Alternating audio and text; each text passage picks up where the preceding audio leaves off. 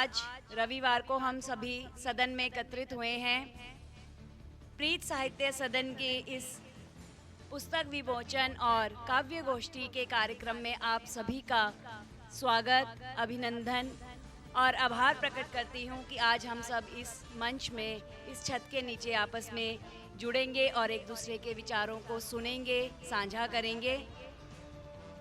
आप सबका स्वागत है। और सदन की परंपरा है कि सभा का उद्गम हम ईश वंदना से करते हैं, जिसके लिए मैं काजल को मंच पर आमंत्रित करना चाहूँगी कि वो आए और ईश वंदना में हम सभी उसका साथ देंगे।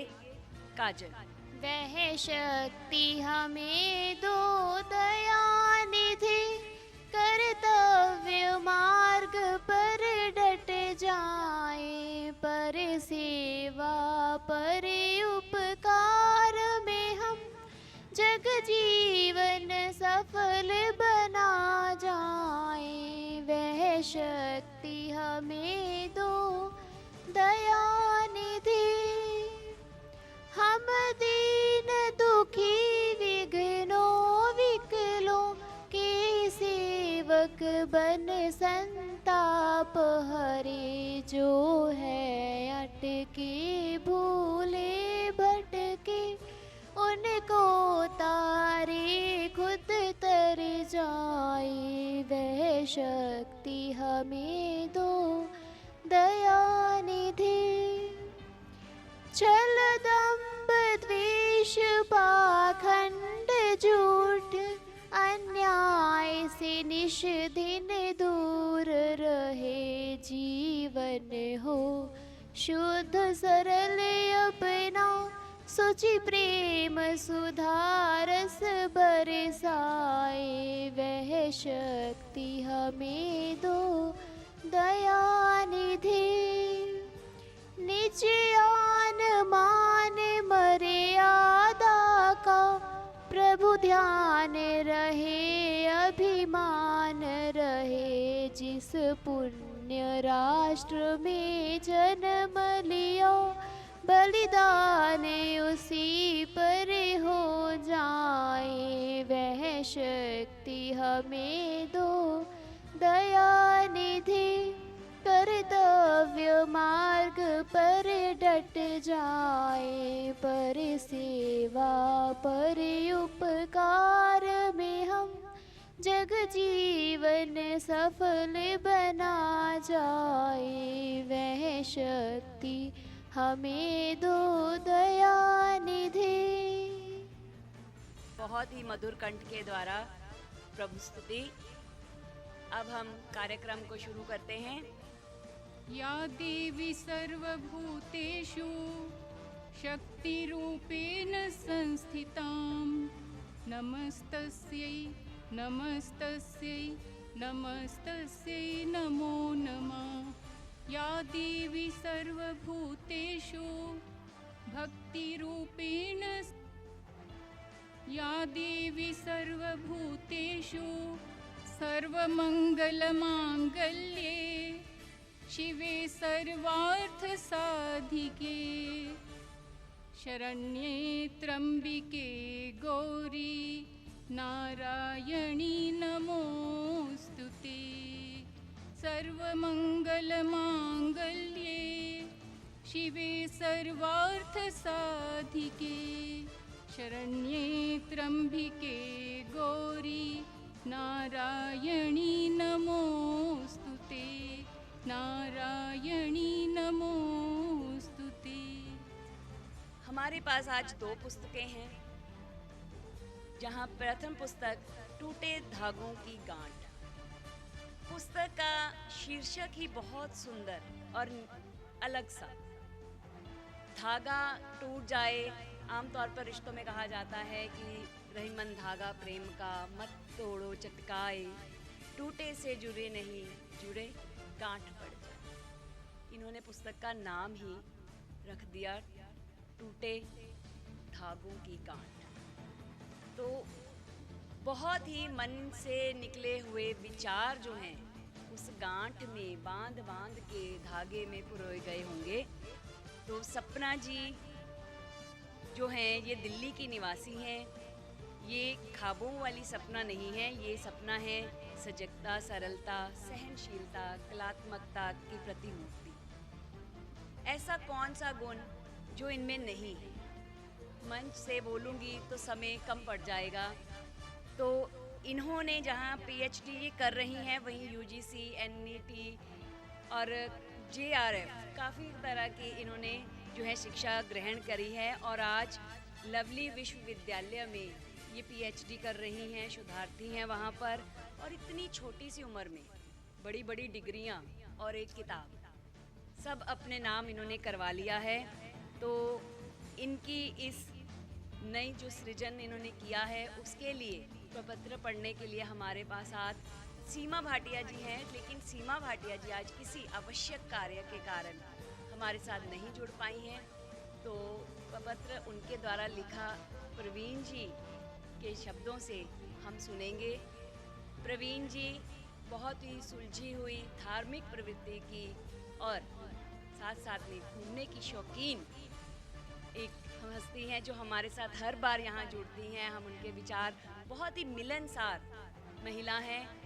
मुझे इनका व्यवहार मिलना बहुत अच्छा लगता है। बातों बातों में बहुत सारी बातें बता जाती हैं ये। तो मैं मंच पर इनको आमंत्रित करती हूँ और ज़ोरदार तालियों के साथ इनका स्वागत किया जाए। स्वागत है मैम आपका। प्रांगण में उपस्थित बुद्धिजीवियों को मेरा सादर नमन है। प्रपत्र पढ़ने जा रही हूँ, ये लिखा हुआ सीमा भाटिया जी का है। मुझे पढ़ने की ड्यूटी मिली है। टूटे धागों की गांठ सुश्री सपना जी का पहला काव्य संग्रह है। इस काव्य संग्रह में कुल 49 कविताएं हैं, जिसमें मूल रूप से सामाजिक रिश्तों, मानवीय संवेदनाओं, जीवन के उतार चढ़ाव, नारी मन की अभिव्यक्ति जैसे विषयों को उठाया गया है। हर इंसान का जीवन विविध पड़ावों को पार करता हुआ बहुत से अनुभवों को ग्रहण करता है, जिसमें बचपन की मासूमियत भरे खेल से लेकर युवावस्था की चंचलता, चपलता के पड़ाव तक पहुंचा जाता है। लेखिका भी अभी जीवन के ऐसे ही पड़ाव तक पहुंची हैं। यहाँ तक मेरा ख्याल है कि शायद जीवन के अभी तीसरे दशक को पार नहीं कर पाई हैं। ऐसे में जीवन के अनुभवों का जहाँ तक सवाल है, अपने बचपन की मासूम खेलों को इन्होंने अपनी कविताओं में उतारा है। एक बार तो कविताओं के कुछ शीर्षक देखकर ऐसा आभास हुआ कि शायद ये बाल रचनाओं की कोई पुस्तक है, जैसे विद्यालय भेजना, दादू पहलवान, दादी का दुलारा। इसमें एक टाइटल तो थोड़ा कंफ्यूजिंग भी लगा, मम्मी की चाय पीना, मन्ना करना। यहाँ अब मन्ना का क्या अर्थ है नहीं समझ आता, अजीब सा सवाल है। खैर, जब रचनाओं को पढ़ा तो इसमें जीवन से जुड़े कुछ भावों को, जैसे मानवता, जीवन चेतना, मर्यादा आदि विषयों के बारे में भी उनके विचारों से हम अवगत होते हैं। प्रेम जैसे कोमल भाव, नारी जीवन के यथार्थ तथा उसके जीवन की कठिनाइयों को भी उन्होंने अपनी रचनाओं में स्थान दे दिया है। स्त्री के जीवन में उसके मायके, सखियाँ, बचपन की यादें, ननिहाल आदि से जुड़े जो भी भाव हैं और संवेदनाएं हैं, उन पर सपना जी ने अपनी कलम चलाई। हालांकि इस संग्रह में 49 रचनाएं हैं, परंतु उनमें भी अधिकांश विषयों को देखकर लगता है कि उन्हें विषयों की विविधता पर थोड़ा और काम करने की आवश्यकता है। नारी की स्वतंत्रता का शब्द उनकी कविताओं में मुखर अवश्य हुआ है, किंतु लगभग 3-4 कविताओं में एक ही बात जब कहा गया, उसको नहीं, उसको कहा क्यों नहीं, बार बार इस पंक्ति का रिपीट होना उनके पास शब्दों के चयन की कमी को दिखाता है और अखरता भी है। जहाँ बात आती है कविता के शिल्प और शब्द चयन की, तो मेरा मानना है कि हर इंसान के मन में भावों का जखीरा हर समय मौजूद रहता है। हम लेखक या कवि क्यों हैं? क्योंकि प्रभु के असीम आशीर्वाद से हमें वह हुनर मिलता है जिससे हम उन भावों को गढ़कर एक रचना के रूप में प्रस्तुत कर पाते हैं। लेकिन इस हुनर को अपने अंदर डेवलप करने के लिए सबसे ज़रूरी है पेशेंस, जिसके लिए कठोर तपस्या करनी बहुत आवश्यक है। कविता चाहे खुली हो या लयबद्ध हो, उसमें एक रिथम का होना अति आवश्यक है। कविता के भाव बेशक पाठक के मन को छू जाने वाले हैं, पर अगर उनको पढ़ने में सरसता का अभाव है तो वह कविता किसी हाल में आप को अपने जादू में या आकर्षण में बांधने में विफल रहेगी। इस कविता संग्रह को पढ़ते समय मुझे बार बार अटकता पड़ा। ये मुझे जो शब्द है ये सीमा भाटिया जी का है। मैं ये दोबारा से इसलिए कहना चाहती हूँ क्योंकि मेरे भाव इस पुस्तक के लिए अलग हैं। इसलिए क्योंकि इसमें हर रचना को लयबद्ध करने की कोशिश में कवित्री ने तुकबंदी को एक सरल राह माना है, जो कि वास्तव में बिल्कुल भी सरल नहीं है। तुकबंदी करने के लिए इन्होंने शब्दों के चुनाव पर मेहनत करने की बजाय कुछ ऐसे शब्दों को ईजाद किया है जिनको चाहकर भी मैं शब्दकोश में नहीं ढूंढ पाई, क्योंकि जो आलोचक का है ना, आलोचन करने जा रही है सीमा भाटिया जी, वो बहुत सुलझी हुई लेखिका है। तो हम तो उनके कहीं आसपास भी खड़े होने वाले नहीं हैं। तो आप इस चीज़ को, किसी भी चीज़ को नेगेटिविटी में नहीं लेना। आप उनसे सीखोगे तो आप जथा कथा ऊपर पहुंच जाओगे। ये मेरा इस मंच से आपको कहना है। हो सकता है कि वे शब्द किसी और भाषा से लिए गए हों, पर हिंदी में ये शब्द कहीं भी सुने या पढ़े नहीं गए, इसमें संदेह है। मुझे मंद बुद्धि का शब्द ज्ञान थोड़ा, मैं मंद बुद्धि हूँ, मुझे शब्द ज्ञान थोड़ा कम है, इसलिए इन शब्दों को फिर भी इनके अर्थ जानना चाहूँगी जो मेरा भ्रम दूर कर सके। भीड़ में खोई हूँ लेकिन फिर भी अकेली, सपनों की परछाइयों में छिपी है मेरी सच्ची जेली। पृष्ठ 21 पर है। प्रेम की दुनिया में है ख्वाबों के रंग, दिल की गहराइयों में बस है एक ही तंग शब्द का क्या अर्थ है। पृष्ठ 33 पर है। आलोचक का जो है वो जानना चाहती है। कभी भूखे की थाली में रोटी का एक टुकड़ा, कभी अश्रु में सागर में ढूंढे हम सुख का जुदा। पृष्ठ 35। आत्मा की गहराइयों में छिपा है प्यार का फूल, जो खिलता है तब जब हम समझे सबका दूल शब्द जो है वो पृष्ठ 35 पर है, लेकिन मुझे इसका अर्थ समझ नहीं आया। हर रोज़ मुझे खोजूं हर जगह तेरे निशान, इस बिछड़ने की पीड़ा में हो गई हर सुहाना। पृष्ठ 40 पर है। ये सिर्फ कुछ उदाहरणें मैंने जो दी हैं, ये तुकबंदी शब्द के लिए तो ठीक हैं, लेकिन अगर ऐसे स्थानों पर कुछ और शब्द आ जाते तो और भी अच्छा लगता। कुछ शब्द और हैं, तकरारियाँ, ताजगी का बाधू। पृष्ठ 44 पढ़ने को मिले, पर हैरानी तो और भी होती है जब इस चक्कर में लिंग या नाम के साथ क्रिया का मेल नहीं हुआ। जैसे मेरी आत्मा भी बहता है, प्यार में छिपी है भेद, बनेगा और भी रोशनी, जैसे वाक्य पढ़ने को मिलते हैं।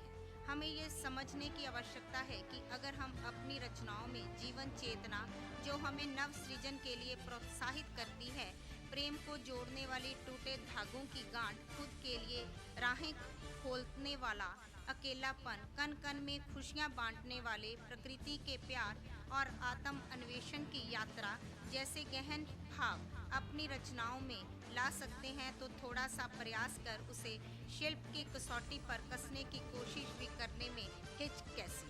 निस्संदेह ये सपना जी का पहला प्रयास है, पर इसमें अभी बहुत अपरिपक्वता है जो एक साहित्य प्रेमी के लिए असहनीय है, और वह भी जब आप अपनी ही भाषा में उच्च शिक्षा ग्रहण कर भावी पीढ़ी को मार्गदर्शन देने की सीढ़ी पर कदम रखने जा रहे हैं। मेरी आप सबसे विनती है कि इसे किसी पूर्वाग्रह से ना जोड़ा जाए। हर नए रचनाकार को चाहिए कि साहित्य के इस क्षेत्र में आने से पूर्व अपने आप को पूरी तरह से इसके लिए तैयार करें, खुद को मांझें, अधिक से अधिक पठन पाठन करें, गंभीर साहित्य का अध्ययन करें और फिर खुद अच्छे साहित्यकारों में खुद को स्थापित करने का प्रयास करें। नहीं तो आपकी कृतियाँ भीड़ का एक हिस्सा बनकर रह जाएंगी। सपना जी, आशा है आप मेरी इन टिप्पणियों को अन्यथा ना लेकर इन पर गहन चिंतन मनन करेंगी और अपनी अगली कृति में इन गलतियों को सुधार कर साहित्य सृजन की इस परंपरा को आगे बढ़ाएंगी। ढेरों शुभकामनाएं। सीमा भाटिया। मैंने उनके प्रपत्र को अपने मुखारबिंद से पढ़ा है, लिखा उनका है, एक एक भाव उनका है। ठीक है जी। और मुझे बोलने का अवसर मिला, मुझे सर ने इस काबिल समझा कि सीमा जी का लिखा मैं पढ़ सकती हूँ, तो उसके लिए प्रीत साहित्य सदन का हार्दिक आभार। धन्यवाद।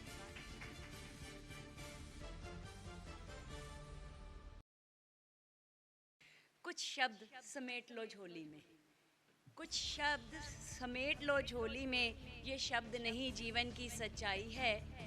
जब बैठो कभी फुर्सत में, जब बैठो कभी फुर्सत में, तो पढ़ना तुम भी तन्हाई में।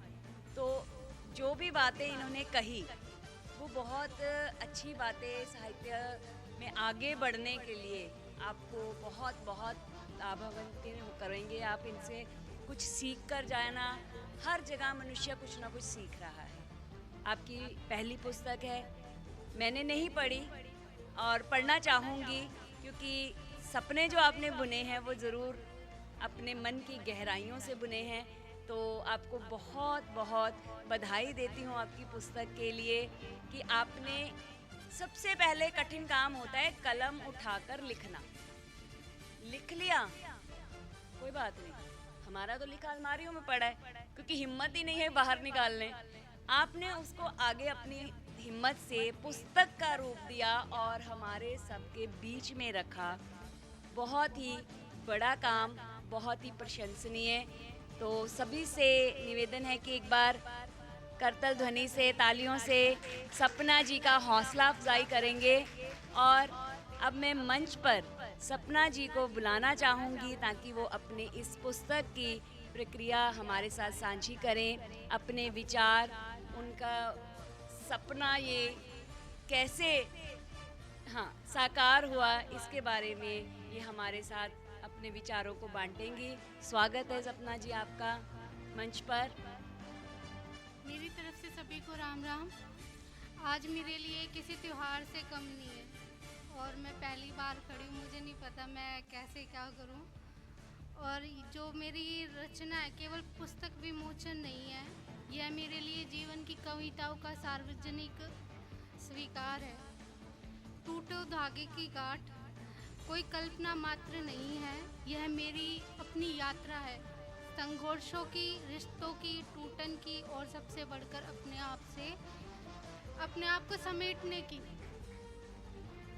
मैंने ये संग्रह तब लिखा था जब जीवन में बहुत कुछ छूट चुका था या छूट रहा था। कुछ रिश्ते, कुछ अपने, कुछ सपने और सबसे अधिक तो मैं खुद से संवाद करना छोड़ चुकी थी। तो मुझे लगता है कि हम सबके जीवन में कुछ ऐसे धागे होते हैं जो समय के साथ टूट जाते हैं, कभी कभी खुद अपने आप से भी। लेकिन इस कहानी संग्रह का, काव्य संग्रह का उद्देश्य इन धागों को जोड़ना नहीं, बल्कि यह दिखाना है कि गांठें भी सुंदर हो सकती हैं। आज जब मेरी पुस्तक आपके हाथ में है तो मैं बस यही कहना चाहूँगी, यदि मेरी कोई भी पंक्तियाँ आपके दिल को छूती है या आपके जीवन के किसी भी रिश्ते को जोड़ती है, तो मैं ये समझूँगी कि मेरी जो रचना है वो सफल हो गई है। तो कुछ पंक्तियाँ हैं बस। न बांध सकी मैं सबको धागों से, न सहेज सकी हर मोड़ की राह, पर जो टूटे उन्हें गांठ बना लिया और वही बन गई मेरी कविता की परिभाषा। आप सभी का धन्यवाद। बहुत खूब, आपने अपने मन की बात हमारे सामने रखी, साझी की। इससे परिचय मिलता है कि आप हमें अपना मानते हैं। जब हम किसी के साथ अपने मन की बात करते हैं, उसी के साथ करते हैं जिसे हम अपना मानते हैं। भीड़ में तो लाखों लोग होते हैं, लेकिन कोई एक होता है जिसके साथ हम जुड़ जाते हैं। तो हमारे मुख्य अतिथि और अध्यक्ष महोदया को जो थोड़े आराम से बैठे हैं उन्हें हिला लिया जाए। हाँ, आनंद ले रहे हैं ना, तो इस आनंद में मैं खलल डालते हुए इनको उठाऊंगी। और आनंद का विषय है बिल्कुल। सपना मैम आप भी आइए, पत्र पढ़ा है, वो पहले आएंगे। ऐसे हक होना चाहिए कि मैं पहले आऊँगी। निधि मैम और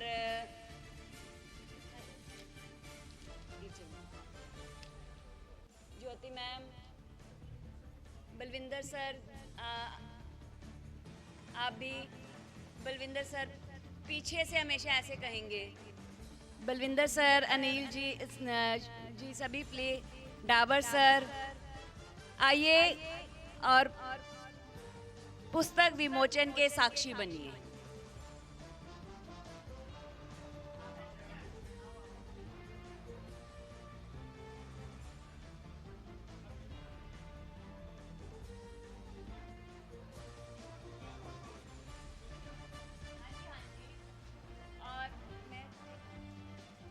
और दर्शकों से निवेदन है कि वो तालियां बजाते रहें जोर से।